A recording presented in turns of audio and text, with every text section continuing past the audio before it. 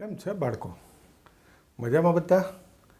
જો છેલ્લા લેક્ચરમાં આપણે સ્વાધ્યાય 1.2 પૂરું કરેલું હતું. આ લેક્ચરમાં આપણે નવો ટોપિક શરૂ કરીશું 1.3 સ્વાધ્યાય માટેનો. ઓકે, તો એના માટે પહેલાં થોડી સમજૂતીની જરૂર છે, તો એ લઈ લઈએ.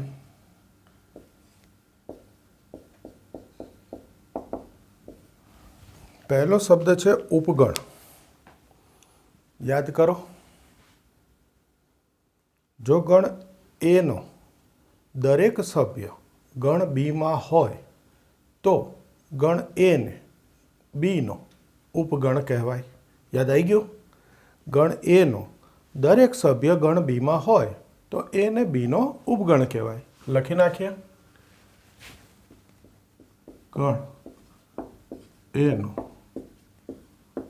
દરેક સભ્ય ગણ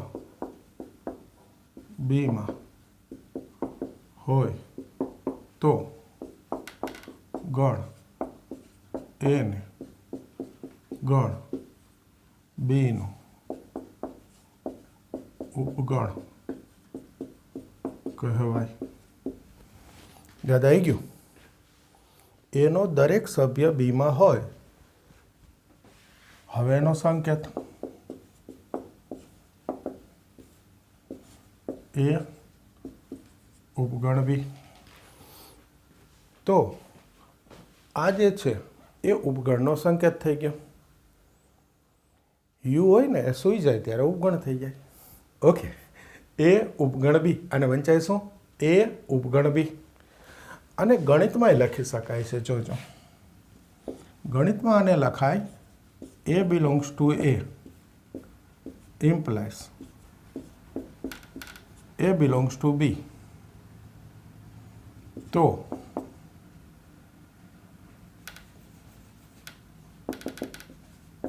નહીં તેથી ગણિતની ભાષામાં આને આમ લખાય a belongs to A implies a belongs to B, તેથી એ ઉપગણ બી. આનો અર્થ એ થાય એનો દરેક સભ્ય બીમાં હોય તો એ ઉપગણ બી. આ ઇમ્પ્લાઇઝ આ તો બોલાય ગુજરાતીમાં.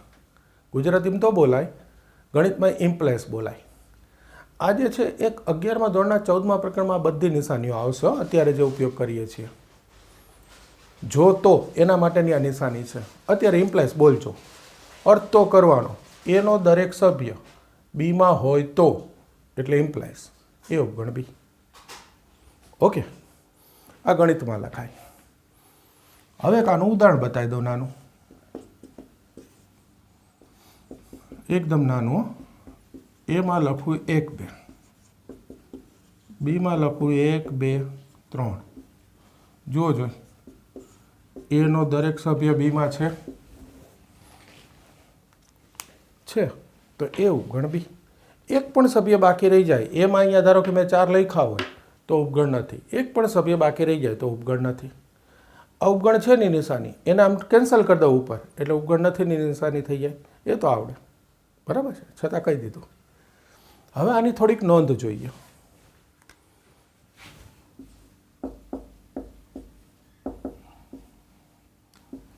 પહેલું, એ ઉપગણ બી અને બી ઉપગણ એ તો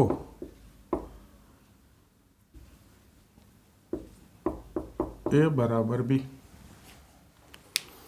જો એ ઉપગણ બી હોય અને બી ઉપગણ એ હોય તો એ બરાબર બી થાય. સમાન ગણ આગળ ભણી ગયા ને. કારણ એ ઉપગણ બી હોય એટલે એનો દરેક સભ્ય બીમાં, બી ઉપગણ એ હોય તો એનો અર્થ બીનો દરેક સભ્ય એમાં. એનો અર્થ બે ભેગું જોઉં તો એને બીના સભ્યો સરખા થઈ ગયા, એના જ થઈ ગયા. આ તો લખ્યું છે એને ખરેખર ગણિતની સારી ભાષામાં ડબલ ઇમ્પ્લાઇઝ બતાવાય. શું બતાવાય? Double implies. આને બોલાય ડબલ ઇમ્પ્લાઇઝ. કારણ એ ઉપગણ બી અને બી ઉપગણ એ હોય તો એ બરાબર બી થાય. ઉલટું, જો એ બરાબર બી હોય તો હું એ ઉપગણ બી અને બી ઉપગણ એ લખી શકું. એટલે આ હોય તો આ થાય, આ હોય તો આ થાય, એટલે એને કહેવાય ડબલ ઇમ્પ્લાઇઝ. આ પણ મેં કીધું એમ 14મા પ્રકરણમાં આવશે. ડબલ ઇમ્પ્લાઇઝ દ્વિપ્રેરણ કહેવાય એને. ઇમ્પ્લાઇઝને પ્રેરણ કહેવાય જો તો. આ ડબલ ઇમ્પ્લાઇઝને દ્વિપ્રેરણ કહેવાય. જો તો અને તો જ. પણ એ બધું ત્યારે ભણીશું, અત્યારે વચ્ચે તો એ ભણાય નહીં ને. ડબલ ઇમ્પ્લાઇઝ બોલીને લખી નાખવાનું. બીજી નોંધ, એ ઉપગણ એ હોય. દરેક ગણ પોતાનો ઉપગણ હોય જ. ત્રીજું, ખાલી ગણ છે એ દરેક ગણનો ઉપગણ હોય જ. દરેક ગણ પોતાનો ઉપગણ હોય જ અને ખાલી ગણ દરેક ગણનો ઉપગણ હોય જ. બોલો ક્લિયર? આ 3 નોંધ છે, ટૂંકમાં સૂત્ર છે એવું સમજી લ્યો, એ યાદ રાખવાનું છે. આ એના પછીનો શબ્દ આવશે ઉચિત ઉપગણ અને અધિગણ. આ કદાચ તમારા માટે નવા શબ્દો હશે, આ નહીં ભણેલા હો તમે આગળ. જો એ ઉપગણ બી અને એ is not equal to B, તો એ ને બી નો ઉચિત ઉપગણ કહેવાય. જોજો, એ ઉપગણ બી હોય એટલે એ છે બીનો ઉપગણ હોય અને એ ઇઝ નોટ ઇક્વલ ટુ બી. કારણ અહીંયા આપણે કીધું કે દરેક ગણ પોતાનો ઉપગણ હોય જ. તમે કોઈ પણ ગણના ઉપગણ લખતા શીખી ગયા છો. તમને ખબર છે કે પહેલી નોંધ આ લેવાય, ખાલી ગણ દરેક ગણનો ઉપગણ હોય. એટલે કોઈ પણ ગણના ઉપગણ લખીએ તો પહેલો ઉપગણ કયો લખીએ આપણે? ખાલી ગણ. અને છેલ્લો ઉપગણ કયો લખીએ? ગણ જાતે. આ બેનો ઉપયોગ થાય. પહેલો ઉપગણ હંમેશા ફાઈ લખીએ, ખાલી ગણ દરેક ગણનો ઉપગણ હોય જ, અને છેલ્લે ગણ જાતે પોતાનો ઉપગણ હોય જ. તો અહીંયા એવું કીધું કે એ ઉપગણ બી હોય અને એ ઇઝ નોટ ઇક્વલ ટુ બી. ટૂંકમાં બી નથી, બી સિવાયનો જ ઉપગણ છે. આ નથી, જાતે પોતાનો નહીં, એના સિવાયનો જ ઉપગણ છે. તો એને બીનો ઉચિત ઉપગણ કહેવાય. તો એને બીનો ઉચિત ઉપગણ કહેવાય. આનો અર્થ એવો થયો, આ વ્યાખ્યાન બીજી રીતે બી બોલી શકાય કે ગણ જાતે છે ને પોતાનો ઉપગણ હોય, એના સિવાયના જેટલા ઉપગણ હોય એ બધા ઉચિત ઉપગણ કહેવાય. આનો બીજો અર્થ શું કહેવાય કે કોઈ પણ ગણના ઉપગણ લખું, તેમાં ફાઈથી શરૂ કરીને ઉપગણ લખ્યા હશે, એમાં જે ગણ જાતે લખ્યો હોય છેલ્લે, કે આ એ ગણ નામ હોય તો છેલ્લે ઉપગણમાં એ લખ્યો હોય, એના સિવાયના જેટલા ઉપગણ બચે એ બધા શું કહેવાય? ઉચિત ઉપગણ. અને જો આ એ ઉપગણ બી હોય તો બી ને એનો અધિગણ કહેવાય. ખ્યાલ આવે છે? એ ઉપગણ બી તો બી ને એનો અધિગણ કહેવાય. એને બીનો ઉપગણ કહેવાય તો બી ને શું કહેવાય? એનો અધિગણ કહેવાય. આ શબ્દો યાદ રાખવાના, ક્યારેક કામ આવી જાય. અને આ ઉચિત ઉપગણ તો કામનું છે જ. બોલો ખ્યાલ આવે છે? પહેલાં આટલું જોઈ લો, હજુ આગળ થોડું સમજાવવાનું છે.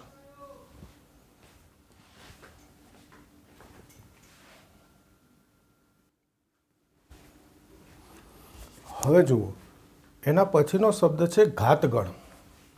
પહેલાં વ્યાખ્યા બોલતો. ગણ એના ઉપગણોથી બનતા ગણને એનો ઘાતગણ કહેવાય. આ બી કદાચ નવો શબ્દ હોય તમારા માટે.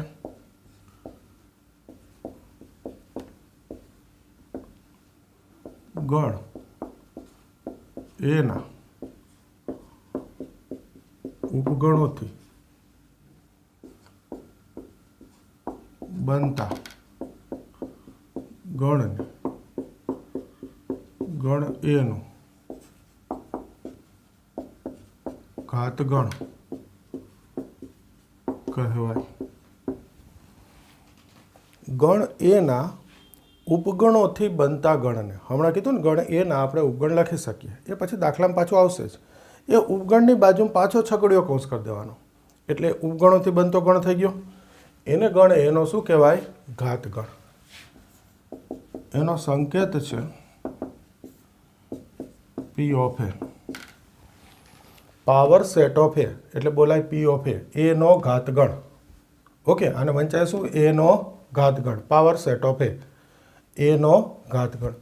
આનો અર્થ એવો થયો કે જો આ એ બિલોંગ્સ ટુ એ હોય ગણ એનો સભ્ય હોય, બરાબર છે, તો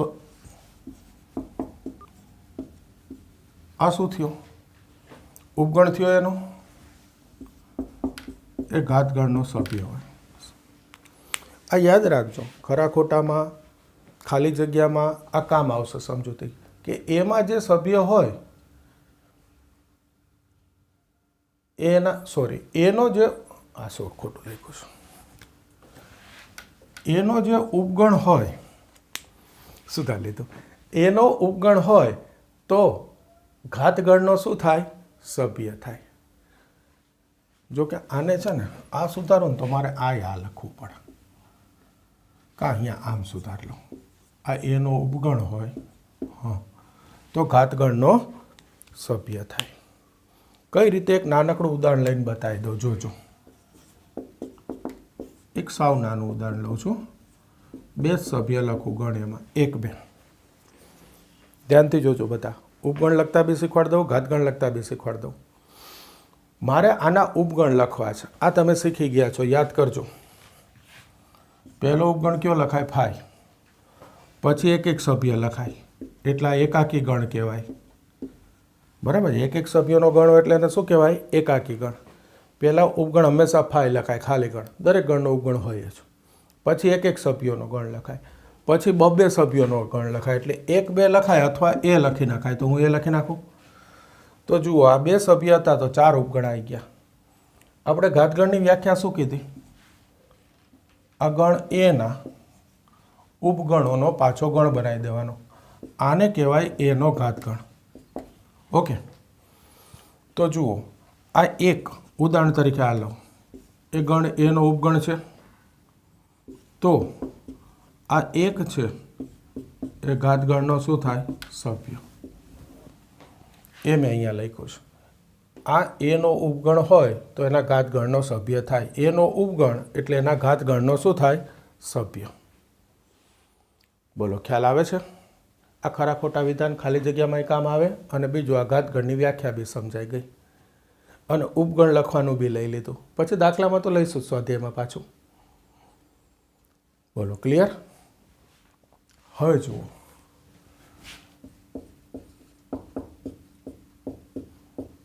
એકાકી ગણ અહીંયા મેં લખ્યા, આ 1 2, તો એની બી વ્યાખ્યા કરી દઉં. એક જ સભ્ય હોય તેવો ગણ. એકદમ ટૂંકમાં લખી નાખી. જે ગણમાં એક જ સભ્ય હોય તે ગણને એકાકી ગણ કહેવાય. અહીંયા ટૂંકમાં કહી દીધું, એક જ સભ્ય હોય તેવો ગણ એટલે એકાકી ગણ. હવે 2 4 સૂત્ર લખાઈ દઉં. 3 લખાવીશ. 1, એના ઉપગણોની સંખ્યા 2n.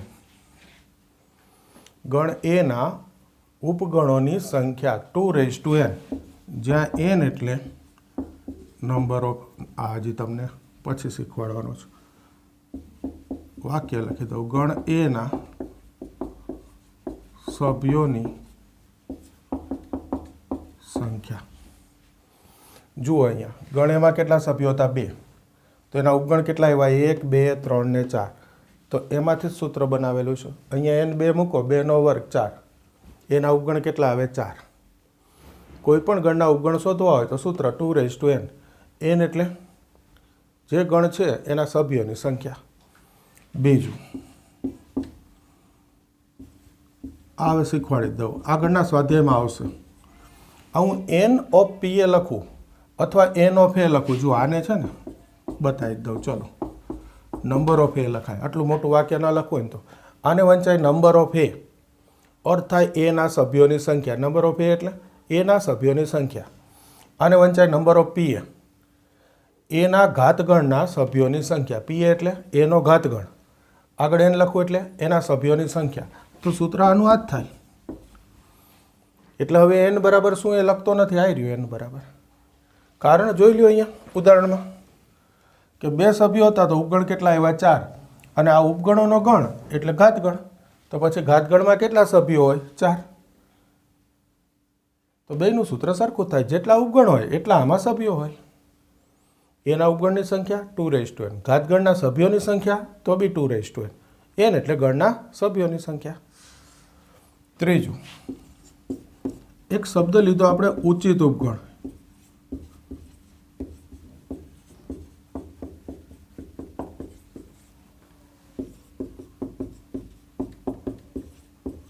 ઉચિત ઉપગણમાં આપણે શું વ્યાખ્યા કીધી કે એ ઉપગણ બી હોય અને એ ઇઝ નોટ ઇક્વલ ટુ બી. ટૂંકમાં જાતે ગણ જે છે એ ઉચિત ઉપગણ નથી. એના સિવાયના જેટલા આવે એ બધા ઉચિત ઉપગણ. અહીંયા જુઓ, આ 4 ઉપગણ છે એમાં છેલ્લો ઉપગણ કયો છે? ગણ જાતે છે.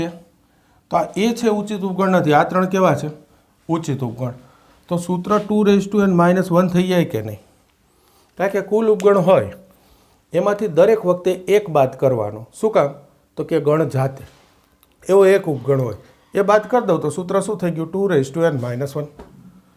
ઉચિત ઉપગણની સંખ્યા તો કે 2n. કુલ ઉપગણ એમાંથી એક બાદ કરી દીધો ગણ જાતે, બાકી બચે ઉચિત ઉપગણ.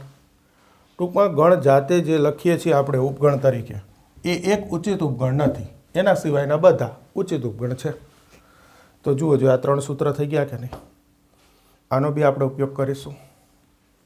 બોલો, ખ્યાલ આવે છે? આટલું સરસ તૈયાર કરી દો તો સ્વાધ્યાય એમનામ જ આવડી જાય. સમજવાનું શીખવાનું આટલું વધારે જરૂરી હતું. આટલું તૈયાર કરી દો એટલે હવે સ્વાધ્યાય શરૂ કરીએ.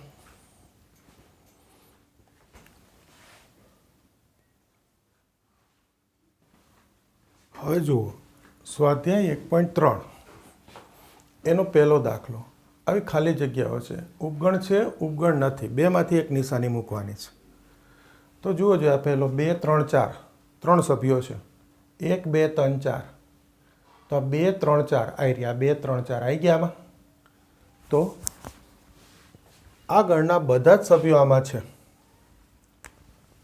તો ઉપગણ છે. અહીંયા જુઓ, ABC, આ BCD, આ એ જે છે એ અહીંયા નથી. એક પણ સભ્ય બાકી રહી જાય તો ઉપગણ નથી. કારણ લખવું તમે લખી શકો, a does not belongs to BCD અને તેથી ઉપગણ નથી. કોઈ એક પણ સભ્ય બાકી રહી જાય ઉપગણ નથી. હવે આમાં ઘણા બધા છે. દાખલા નંબર 1માં મેં 2 જ રકમ લખી છે. એનું કારણ ત્રીજી રકમથી વાક્યો છે. તમારે ચોપડી લેવાની, સ્વાધ્યાય આવે એટલે બુકલેટ લેવાની, પહેલાં એમાંથી રકમ વાંચવાની, પછી હું બોલું એ સાંભળીને સમજવાનું. તો જુઓ, ત્રીજો દાખલો બોલું છું. એમાં પહેલું છે તમારી શાળાનો ધોરણ 11નો વિદ્યાર્થી અને પછી ગણ છે તમારી શાળાનો વિદ્યાર્થી. તો તમારી શાળામાં જે ધોરણ 11માં ભણતો હોય એ વિદ્યાર્થી હોય એ તમારી શાળામાં તો હોય જ ને ભાઈ. એટલે ધોરણ 11ના વિદ્યાર્થીનો ગણ છે એના બધા સભ્યો તમારી શાળાના ગણ બનાવીએ એમાં હોય જ. તો કઈ નિશાની આવશે? ઉપગણ છે. ચોથો, સમતલમાં વર્તુળ અને પછી બીજો ગણ સામે લખ્યો છે કે આ જ સમતલનું 1 એકમ ત્રિજ્યાવાળું વર્તુળ. તો બધા વર્તુળ થોડા 1 એકમ ત્રિજ્યાવાળા વર્તુળમાં આવી જાય? ના આવે. એટલે ઉપગણ નથી. પાંચમો, સમતલમાં આવેલ ત્રિકોણ અને બીજો ગણ છે લંબચોરસ. હવે ત્રિકોણ અને લંબચોરસ વચ્ચે કોઈ સંબંધ જ નથી. ત્રિકોણનો ગણ બનાવું, લંબચોરસનો ગણ બનાવું. તો ત્રિકોણના ગણમાં જેટલા ત્રિકોણ હોય એ કંઈ લંબચોરસમાં હોય? ના હોય. તો ઉપગણ નથી. છઠ્ઠો છે સમતલમાં સમબાજુ ત્રિકોણ અને પછી ત્રિકોણ. હા, તો જેટલા સમબાજુ ત્રિકોણ હોય એ બધા ત્રિકોણના ગણમાં તો આવે છે. એક જ સમતલમાં જેટલા સમબાજુ ત્રિકોણ હોય એ બધા એ સમતલના જેટલા ત્રિકોણ હોય એમાં તો આવી જ જાય. તો આ ઉપગણ છે. અને છેલ્લો છે યુગ્મ પ્રાકૃતિક સંખ્યા, બીજો ગણ છે પૂર્ણાંક સંખ્યા. તો યુગ્મ એટલે 2, 4, 6, 8. પ્રાકૃતિક સંખ્યા એટલે ધન 2, 4, 6, 8. અને પૂર્ણાંક સંખ્યા પૂર્ણાંક સંખ્યા એટલે ઋણ ધન બધી લખવાની છે. તો ઋણ ધન બધી સંખ્યા લખું એમાં યુગ્મ પૂર્ણાંક તો ધન યુગ્મ પૂર્ણાંક 2, 4, 6, 8 તો આવી જ જાય. તો આ છે ઉપગણ છે. તો આ તમારે લખી લેવાના, સહેલા જ છે ભાઈ. ઓકે. હવે જુઓ દાખલા નંબર 2. એમાં વિધાન સત્ય છે કે અસત્ય એ નક્કી કરવાનું છે. શું નક્કી કરવાનું છે? વિધાન સત્ય છે કે અસત્ય. આ છે ઉપગણ છે, નથી ના છે. જો આ AB અહીંયા જુઓ જોઈએ એ બી આવી ગયા, આ બંને સભ્યો આમાં છે, તો ખરેખર તો આનો ઉપગણ છે. જ્યારે અહીંયા વિધાનમાં શું લખ્યું છે? ઉપગણ નથી. તો આ વિધાન કેવું થઈ ગયું ભાઈ? અસત્ય થઈ ગયું. એ જ રીતે બીજું જુઓ, એ અહીંયા છે અંગ્રેજી મૂળાક્ષરો પૈકીના સ્વર. તો અહીંયા આપણે સ્વર ચેક કરી લઈએ. આ ગુણધર્મ છે તો યાદીની રીતમાં લખી લઉં. સ્વર એટલે એ ઈ આઈ ઓ યુ. તો જુઓ જોઈએ એ ઈ આમાં આવી ગયા. તો ઉપગણ છે. વિધાન કેવું થઈ ગયું? સત્ય. આ આન્સર છે. ઓકે. ત્રીજું જુઓ, રકમ તો હું લખી રાખું છું, બરાબર છે, એટલે ખોટું સહેલા ટોપિકમાં વિડીયો લાંબા થાય. આ વિડીયો એકદમ લાંબો થઈ જાય, તમને કંટાળો આવે, એના કરતાં રકમ લખેલી રાખું છું. જોઈ લો, આપણે સમજી લેવાનું. 1 2 3 ઉપગણ છે 1 3 5. તો જુઓ જો 1 2 3 બધા સભ્યો છે આમાં? નથી. કયો નથી? 2 નથી. વિધાન કેવું થઈ ગયું? અસત્ય.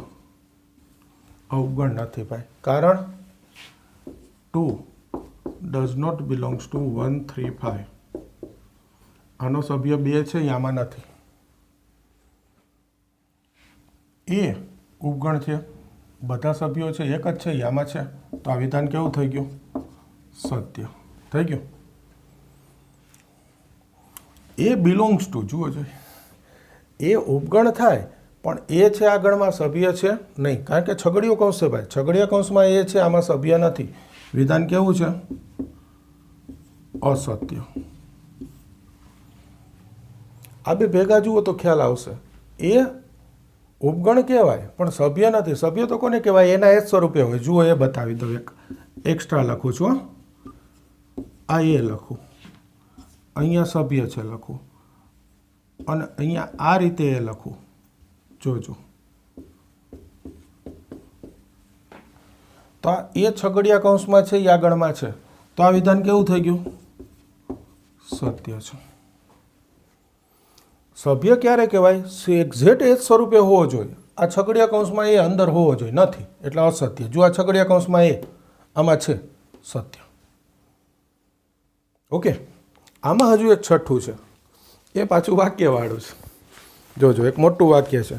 6 કરતાં નાની યુગ્મ પ્રાકૃતિક સંખ્યા. 6 કરતાં નાની બેકી સંખ્યા, યુગ્મ પ્રાકૃતિક એટલે ધન બેકી સંખ્યા 2 અને 4, 2 સભ્યો આવ્યા. ઉપગણ છે, પછી લખ્યું છે 36નો અવયવ હોય તેવી પ્રાકૃતિક સંખ્યા. 36ના ધન અવયવ 1 2 3 4 6 9 12 અને 36. તો 2 અને 4 આવી ગયા આમાં. ઉપગણ છે, રકમમાં પણ ઉપગણ છે આપેલું છે. તો આ વિધાન કેવું થઈ ગયું? સત્ય. બેના સભ્યો લખીને નીચે લખી નાખવાનું સત્ય. જગ્યા નથી નહીં તો લખી દે, આટલી જગ્યામાં લખી દઉં. જુઓ છઠ્ઠું, જોઈ લેજો. પહેલા ગણમાં આવશે 2 4, રકમનું વાક્ય નહીં લખતું, ઉપગણ છે. પછી આવશે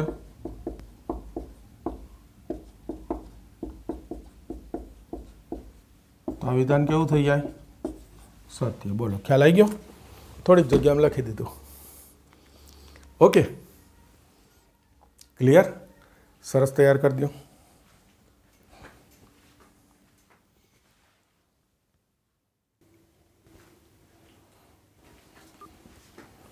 હવે જુઓ, ત્રીજા દાખલામાં રકમ છે, આ એ ગણ આપેલો છે. વિધાન સત્ય છે કે અસત્ય કહેવાનું છે. ઘણા બધા વિધાન છે. પહેલું લખ્યું 3 4 ઉપગણ છે.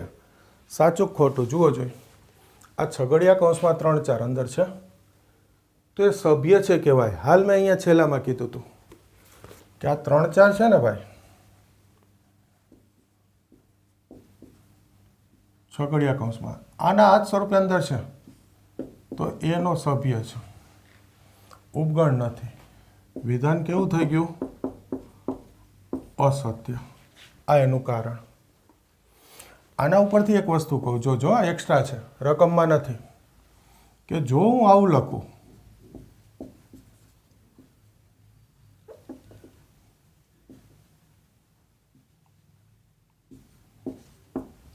તો જુઓ આ 3 4 છગડિયા કૌંસમાં સભ્ય છે.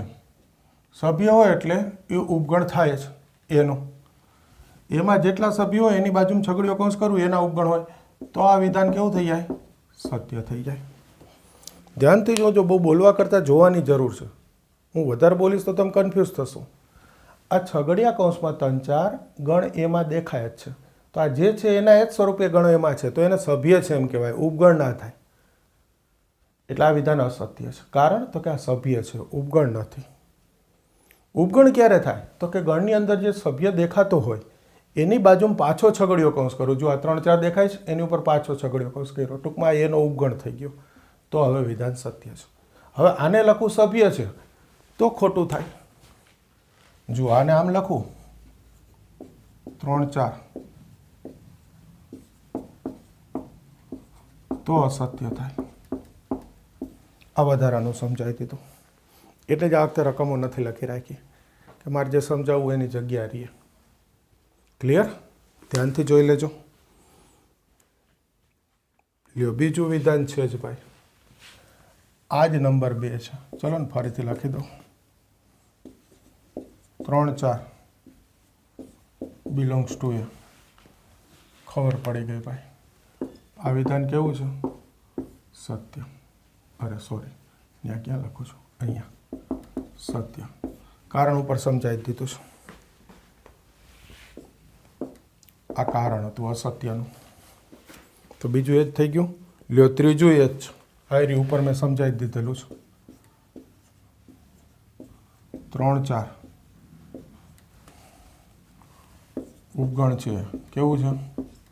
સત્ય. આયરી મેં બતાવી દીધું હતું. ઓકે. ચોથું, 1 બિલોંગ્સ ટુ એ. જોજો, એક એમાં છે, દેખાય જ છે ભાઈ, સત્ય છે, કાંઈ સમજાણ નહીં રહ્યું. ઓકે. પાંચમું, 1 ઉપગણે. તમને ખબર પડી ગઈ. કેવું છે ભાઈ? અસત્ય. કારણ બે ભેગા જ છે. સભ્ય છે જે તે સ્વરૂપે દેખાય તો સભ્ય છે, ઉપગણ ના કહેવાય. ઉપગણ કરવું હોય તો અહીંયા છગડીયો કૌંસ કરવો પડે. ઓકે. છઠ્ઠું,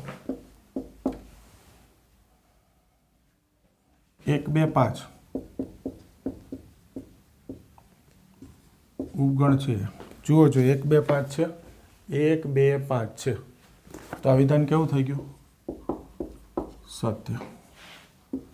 સાતમું, 1 2 5. જો સરસ રીતે આવી પાછળ એટલે કન્ફ્યુઝન એ દૂર થઈ જાય. સભ્ય છે. આ છગડીયો કૌંસ આખો અંદર હોવો જોઈએ, નથી. ઉપગણ છે, સભ્ય નથી, એટલે આ વિધાન કેવું થઈ ગયું? અસત્ય. 8 1 2 3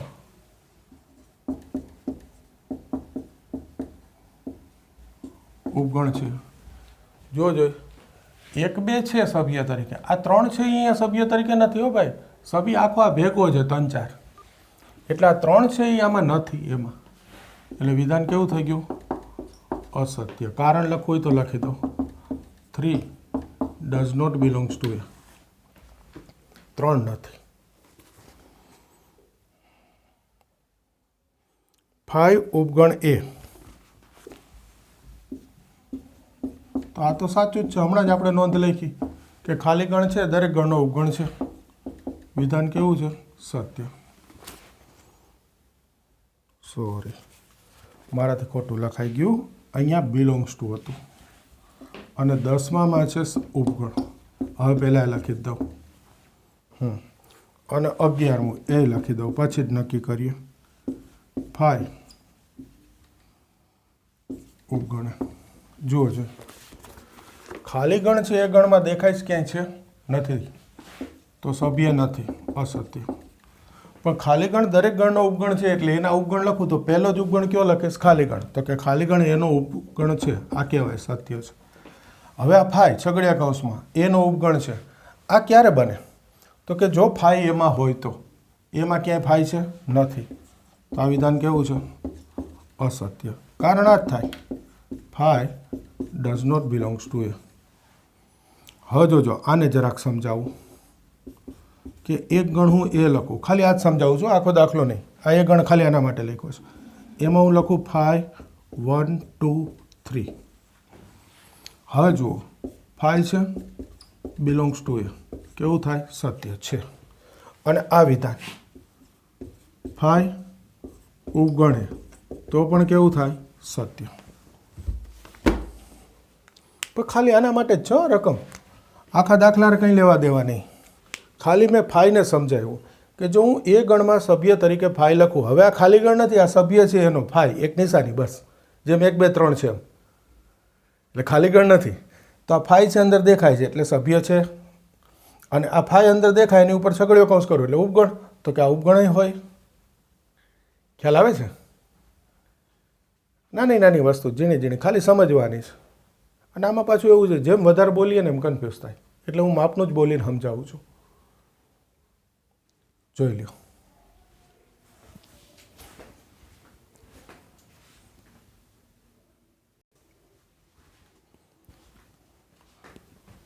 તો જુઓ બાળકો, આજે આપણે પહેલાં ક્યાંથી શરૂ કર્યું હતું? ઉપગણ, પછી એની નોંધ, પછી ઘાતગણ, પછી સૂત્રો, એકાકી ગણ. પહેલાં આ બધું સરસ તૈયાર કરી દેવાનું અને પછી આ દાખલાઓ કરવાના. બરાબર છે? હવે આની આગળનો દાખલાથી જે છે એ આપણે નવા લેક્ચરમાં ભણીશું. પહેલાં આજે આટલું સરસ તૈયાર કરી દો. મળીએ નવા લેક્ચરમાં.